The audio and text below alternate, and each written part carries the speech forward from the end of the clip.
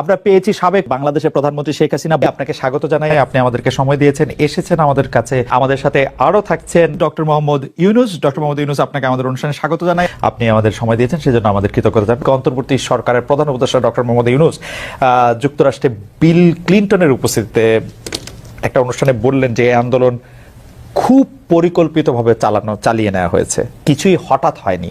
এই আন্দোলন কি শুরু থেকেই কোটার আড়ালে সরকার পতনের আন্দোলন ছিল? আপা, আপনার একটু মন্তব্য শুনতে চাই। আপনি আমাদের একটু বলবেন জুলাই অভ্যুত্থানের ফল। ঘর থেকে বেরোতে পারে না। দেশবাসীর কাছে আমি বিচার চাই, কি অপরাধটা কি করেছি যে এইভাবে, যেখানে আমি মানুষের ভাগ্য পরিবর্তনের কাজ করে যাচ্ছি, মানুষের জীবন মান উন্নয়ন করেছি। আজকে বাংলাদেশ সেই 2008-এর বাংলাদেশ আর 2024-এর বাংলাদেশ তো এক না। বাংলাদেশের মানুষের জীবন মান তো উন্নত হয়েছে। আমাদের অর্থনীতি আজকে কত কত উপরে উঠে গিয়েছিল, এবং এটা মনে হলো যে এটা আর কিছুই না। এটা আমাদের অর্থনীতিকে সম্পূর্ণ পঙ্গু করে দিয়ে বাংলাদেশকে আবার ভিক্ষুকের জাতি করে দেওয়া, এটাই বোধহয় এদের পিছনে ষড়যন্ত্র। সেটাই হচ্ছে সব থেকে দুঃখজনক, যে দিন রাত অক্লান্ত পরিশ্রম করে বাংলাদেশটাকে যখন একটা জায়গায় নিয়ে আসলাম, আজকে সেখানে দেখি এই একদিকে জ্বালা পোড়া সব কিছু। ঠিক যে প্রতিষ্ঠানগুলি মানুষের সেবা দেয়, আজকে মেট্রো রেলে চড়ে মানুষ কত অল্প সময়ের মধ্যে সময় বাঁচিয়ে কর্মস্থলে পৌঁছাতে পারতো, আবার ফিরতে পারতো। সেখানে ছাত্ররা, চাকরিজীবী, সাধারণ মানুষ সবাই তো যেতে পারতো। সেই স্টেশনগুলি পুড়িয়ে এখন ট্রাফিক জ্যাম, মানুষের কষ্ট। আমি তো কষ্ট লাঘব করেছি, কিন্তু যারা এইভাবে আগুন দিয়ে পুড়িয়ে মানুষের সে কষ্টে আবার ফেলে দিল, তাদের বিচার দেশের মানুষকে করতে হবে। আমি খালি সকলের সহযোগিতা চাই। আর এইভাবে মায়ের কোল খালি হোক, এটা আমি চাই না। কারণ আমি তো বাবা মা সব হারিয়েছি, আমি তো জানি হারাবার ব্যথা কত কষ্ট। কিন্তু সেই কষ্ট বুকে নিয়ে তো ফিরে আসতে এদেশের মানুষের জন্য। এখানে আমার তো কোনো চাওয়া পাওয়া নেই। আমি তো আমাদের ছেলে মেয়ের জন্য কিছু করিনি, শুধু তাদের লেখাপড়া। নিজেরাই চাকরি করছে, নিজেরাই পড়েছে, আমি কতটুকু করতে পেরেছি। কিন্তু আমি দেশের মানুষের জন্য করেছি। আজকে অন্তত মানুষের ভাত কাপড়ের ব্যবস্থা, চিকিৎসার ব্যবস্থা, তাদের কাজের সংস্থা সবই তো করে দিচ্ছিলাম। যখন আমরা এক উন্নয়নশীল দেশে মর্যাদা পেলাম, তখনই এই তাণ্ডব করে ঠিক যে জায়গাগুলি মানুষের সেবা করে সেই জায়গাগুলিতেই আঘাত। শিক্ষা প্রতিষ্ঠানে হল ভেঙে দেওয়া। সবচেয়ে দুর্ভাগ্য যে ভিসির বাড়িতে আগুন দেওয়া। এর আগেও একবার ঢাকা ইউনিভার্সিটিতে ভিসির বাড়িতে আগুন দিয়েছিল, আপনাদের মনে আছে। রংপুরে সেখানে আগুন দিয়েছে, ময়মনসিংহ কৃষি বিশ্ববিদ্যালয় থেকে শুরু করে বিভিন্ন জায়গায় এই তাণ্ডব চালিয়েছে। রাজশাহীতে এই তাণ্ডব চালিয়েছে। বিশ্ববিদ্যালয়গুলিতে সেশন জট ছিল, আমি সরকার আসার পর থেকে কোনো সেশন জট নাই। লেখাপড়ার মান উন্নত করা, যাতে এখান থেকে পড়ে আবার বিদেশেও পড়তে হবে, সেই ব্যবস্থাও করে দিয়েছি। কিন্তু তারপরেও কোটা সংস্কার আন্দোলন, কোটা তো আমি বাতিলই করে দিয়েছি। আমি আহ্বান করেছিলাম যে একটু ধৈর্য ধরো, হাইকোর্টের শুনানি হবে, হাইকোর্ট যে রায় দেয় না। তারপরেও এই আন্দোলন হবে। আজকে এই যে এতগুলি মানুষের জীবনের ক্ষতি হলো, এতগুলি পরিবার ক্ষতি হলো, এর দায় দায়িত্ব কাদের? আমি দেশবাসীর কাছে সেই আহ্বান জানাবো যে এই ধরনের ধ্বংসযজ্ঞের জন্য এই দেশকে নিয়ে আর কেউ চালাতে না পারি। আমি সকলের সাহায্য চাই। আর আমি চাই না এভাবে মায়ের কোল খালি হোক আর এভাবে মানুষ অসহায় হয়ে পড়ুক। এই হাসপাতালটাই তো আজকে আপনারা দেখেন কত সুন্দরভাবে করে দিয়েছি। কিছু নেই হাসপাতালে, একটা লিফটও ছিল না আমি যখন সরকারে আসি। আর সেই হাসপাতালও আমার আব্বা স্বাধীনতার পর জাতির পিতা বঙ্গবন্ধু শেখ মুজিবই করে দিয়েছিলেন। আমি সেটা উন্নতি করেছি বলেই তো আজকে চিকিৎসা দিতে পারছি, নইলে এত রোগীর চিকিৎসা দেওয়া কোনোদিন সম্ভব হতো না। তো আমার কি এটাই অপরাধ যে আমি মানুষের জীবন মান উন্নত করার জন্য কাজ করেছি, আর সেই জায়গাগুলিকে হামলা করতে হবে? কোভিড-19-এর সময় যেখানে আমরা সব থেকে ভালোভাবে মানুষের চিকিৎসা দিতে পেরেছি, সেই কোভিড হাসপাতাল সেখানে আগুন দিয়েছে।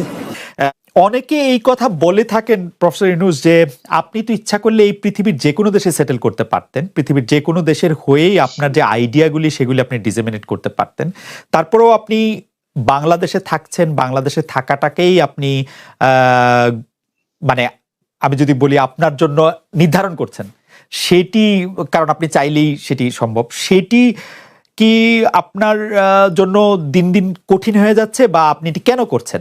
বা মানে অনেকে বলছেন যে আপনি আসলে, হ্যাঁ আপনার কাছে জানতে চাইছি যে আপনি তো আসলে দেশে থাকেন, বিদেশে থাকেন, মানে আপনার ভৌগোলিক অবস্থানটা তো আসলে আপনার আইডিয়াগুলির জন্য খুব বড় বাধা না, মানে আপনাকে বাংলাদেশেই কেন থাকতে হবে, এটা অনেকে প্রশ্ন করেন যে মানে আপনি বাংলাদেশে থাকাটাকে কেন প্রেফার করেন? তুমি কি বলছো আমি দেশ ছেড়ে চলে যাই? না, আমি বলছি আমি জানতে, বাংলাদেশের মানুষ তো এরকম ভাবে যে দেশ থেকে যে চলে যেতে পারে সে খুব চলে যায়। এমন কুসন্তান হলাম দেশের জন্য, এখন পরামর্শ দিয়ে আপনি দেশ ছেড়ে চলে যান, এই অবস্থা হলো আমার। মনে করি না আমার এই অবস্থা হয়েছে যে আমি দেশেরই সন্তান, এই দেশেই থাকবো, দেশের জন্য যে কাজ করি সেটাই করব, এটা যতদিন আমি বেঁচে আছি সেটাই করে যাব। আমাকে বিভিন্ন দেশ থেকে আহ্বান জানাই, আমি কেন ওখানে দেশে থাকছেন। আজকেও একটা নতুন দেশ থেকে আহ্বান পেলাম, বলে আমরা সব ব্যবস্থা করে দেবো। এটা আর একটা নতুন দেশ যোগ হলো আছে। কিন্তু আপনি বাংলাদেশেই থাকতে চান, এবং আমাদের কাছে যেটি মানে আমরা সাংবাদিক হিসেবে আপনাকে প্রশ্ন করতেই হয়, আপনি দেখেছেন যে আপনার প্রতিষ্ঠিত গ্রামীণ ব্যাংকের একটি সংবাদ সম্মেলন হয়েছে, সেই গ্রামীণ ব্যাংকের সংবাদ সম্মেলন থেকে আপনার বিরুদ্ধে যে অভিযোগ করা হয়েছে সেই অভিযোগ মানি লন্ডারিং এর, সেই অভিযোগের ক্ষেত্রে বলা হয়েছে যে আমি সবচেয়ে ডাকু বাংলাদেশে, সবচেয়ে বড় ডাকাত এ দেশে, কাজে সেই হিসেবে সবাইকে জানান দেওয়া হচ্ছে, সেই হিসাবে আমি পরিচিত হয়েছি। আমি সবচেয়ে বড় ডাকাত, আমি সবচেয়ে সাংঘাতিক মানুষ যে দেশের সর্বনাশ করে যাচ্ছি, সেইভাবে পরিচিত হয়েছি। আপনি আমাদের একটু বলবেন যে আপনি বাংলাদেশের জন্য বা আপনার পরবর্তী লক্ষ্যগুলি কি সারা পৃথিবীর জন্য? আপনি তো শুধু বাংলাদেশ নিয়ে ভাবেন না, যে আপনি আসলে কি করতে চান বা কেমন দুনিয়া চান বা কেমন বাংলাদেশ চান, সেটা আপনার কি লক্ষ্য এই মুহূর্তে? ওই যে বললাম যে এটাই হলো আমাদের স্বপ্নের বীজতলা, যেগুলো আমাদের স্বপ্নগুলো একটা একটা দাসে একটা নতুন আইডিয়া আসে, সেটা একটা বীজতলা। এটা আমরা ট্রাই করে দেখি, একটা ছোট আকারে করি, এটা সফল হলে একটু বড় আকারে করি, এটা বাংলাদেশি করি। একবার সফল হলে সারা দুনিয়া এটা লুফে নেয় দেওয়ার জন্য, সারা দুনিয়ার লোক এখানে আসে, আমাদের লোককে নিয়ে যায়, সেইভাবে কাজকর্ম করছি। এটা আমরা একটা থাকছি বাংলাদেশে, করছি বাংলাদেশে, কিন্তু সারা দুনিয়ার লক্ষ্য আমাদের দিকে, আমরা কি করছি, কি চিন্তা করছি, কিভাবে এগুলো পরিচালনা করছি। এবং তার মধ্যে ব্যাখ্যা হিসেবে যেটা আমরা বারবার বলছি, আমরা একটা নতুন পৃথিবী গড়তে চাই। সেই পৃথিবী হচ্ছে 3 শূন্যের পৃথিবী, এটাও বহুবার বলা হয়েছে, তার উপরে বই লিখেছে। 3 শূন্যের পৃথিবী কি হবে, যে 0 কার্বন এমিশন, যেহেতু পৃথিবী ধ্বংস হয়ে যাবে এই গ্লোবাল ওয়ার্মিং এর কারণে, একে রক্ষা করতে হলে আমাদের 0 কার্বন এমিশন অ্যাচিভ করতে হবে। কাজে এটা এমন বিশ্ব আমাদের গড়তে হবে যেটা 0 কার্বন এমিশনের বিশ্ব হবে। 0 ওয়েলথ কনসেন্ট্রেশন। আমরা উন্নয়ন বলছি, যে উন্নয়নের সফলতা গুটিগত মানুষের কাছে যায়। এটা শুধু বাংলাদেশে না, সারা পৃথিবীর এই অবস্থা, যে সমস্ত টাকা গুটি হতে মানুষের কাছে চলে যায়। দুনিয়ার যত সম্পদ আছে এই মুহূর্তে, তার 90% যে সম্পদ, এটা হয়তো 5% লোকের কাছে। 90% 5% লোকের কাছে রয়ে গেল, এবং আগামী দিনে এটার পরিবর্তন অন্যভাবে 90% জায়গায় এটা 95% হয়ে যাবে, ওই 5% জায়গায় এটা 3% হয়ে যাবে। অর্থাৎ লোকের সংখ্যা কমে যাবে, সম্পদের পরিমাণ তাদের কাছে অনেক বেড়ে যাবে। এটি হলো বর্তমান অর্থনীতির কাঠামো। আমরা বলছি যে এই কাঠামো যতদিন থাকবে এই পৃথিবী টিকতে পারবে না। আর তো হলো 0 আনএমপ্লয়মেন্ট। বিশেষ করে আমরা যেটা জোর দিয়ে বলি, সেটা হলো যে এই যে আর্টিফিশিয়াল ইন্টেলিজেন্স, এটা পৃথিবীকে ধ্বংস করে দেবে। কাজে তার আগে আমাদেরকে ঠিক করতে হবে টেকনোলজিকে আমরা কতদূর নিয়ে যাব, কোথায় সীমারেখা টানবো, এটা ঠিক করতে হবে। সেই পৃথিবীর নাম দিয়েছি আমরা 3 শূন্যের পৃথিবী, 30 ওয়ার্ল্ড। এই আমরা একটা পৃথিবী গড়তে চাই যেখানে এই যে 0 ওয়েলথ কনসেন্ট্রেশন, 0 আনএমপ্লয়মেন্ট এবং 0 ওয়েলথ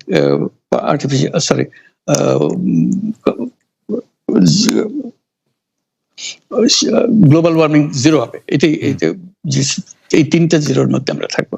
তো সেটা এবং বিভিন্ন দেশে এটা পর্যালোচনা বৈঠক হচ্ছে, বিভিন্ন বিশ্ববিদ্যালয়ে সেটা নিয়ে আলোচনা হচ্ছে, আমাদেরকে আমন্ত্রণ জানাচ্ছে, আমরা সেগুলো বিশ্বকে বোঝানোর চেষ্টা করছি।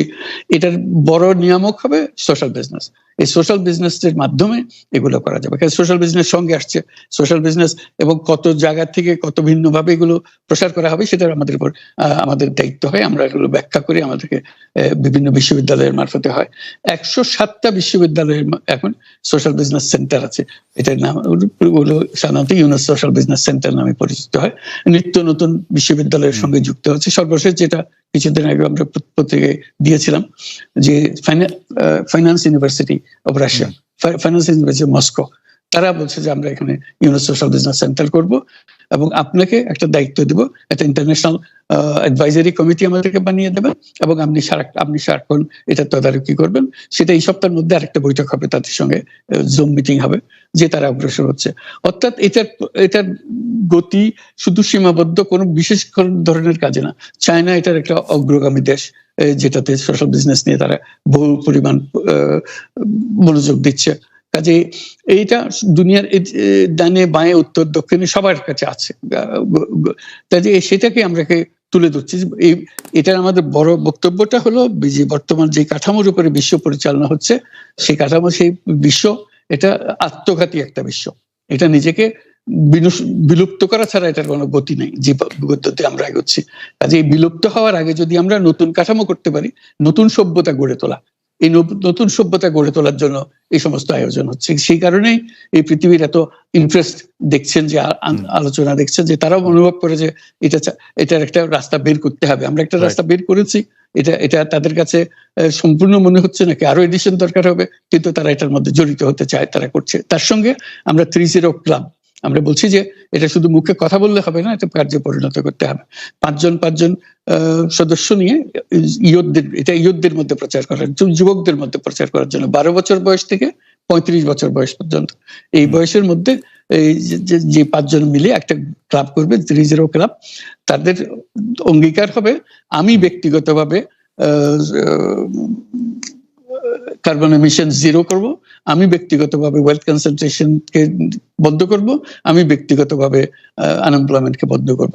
এটা ব্যক্তিগত, আমি এমন কিছু কাজ করব না যাতে এগুলো প্রসারিত হওয়ার সুযোগ পায়। কাজে 5 জনে প্রত্যেকে এটা যখন সফল করবে, তাদেরকে বলা হবে 30%। এই 5 জন যদি 30% হতে পারে এবং আরো ক্লাব যদি 30% সৃষ্টি করতে পারে, আমাদের বক্তব্য হলো তাহলে আমরা 30 বিশ্ব গড়তে পারবো। কারণ পুরো জিনিসটা সৃষ্টি করছি আমরা নিজেরাই ব্যক্তিগতভাবে। এই যে ওয়েস্ট, প্রচুর ওয়েস্ট, আমরা বর্জ্য, এই বর্জ্যতেই আমরা শেষ হয়ে যাব। কাজে আমি বর্জ্যের আমি যদি 30 ক্লাব করি, প্রথম কাজ হলো আমি যে জিনিস আমার দরকার নেই সেই জিনিস আমি কিনবো না। কিনলে এটা ফেলে দিতে হবে, এক সময় ফেলতে হবে। কাজে বর্জ্যকে পরিত্যাগ করার জন্য আমাকে প্রস্তুতি নিতে হবে। যদি আমার নেহাত দরকারই হয়, তাহলে আমাকে সেটা সীমিত করতে হবে, রিডিউস ইট, তারপর হলো রিইউজ ইট, আবার নতুন করে ব্যবহার করে থাকে, নতুন ভঙ্গিতে আসো। তারপরে হলো যে রিসাইকেল ইট, আবার এটাকে কাজের মধ্যে লাগিয়ে দাও। এইগুলো প্র্যাকটিস করতে হবে, এই যে প্রত্যেক যুবক, যারা তরুণরা এগিয়ে আসছে। কাজে শিক্ষা ব্যবস্থার মধ্যে একটা বড় পরিবর্তন আনতে হবে। যেহেতু আমরা বলছি যে চাকরি করা মানুষের ভবিষ্যৎ না, চাকরি করার জন্য মানুষের জন্ম হয় নাই, এটা আমাদের একটা ফান্ডামেন্টাল জিনিস।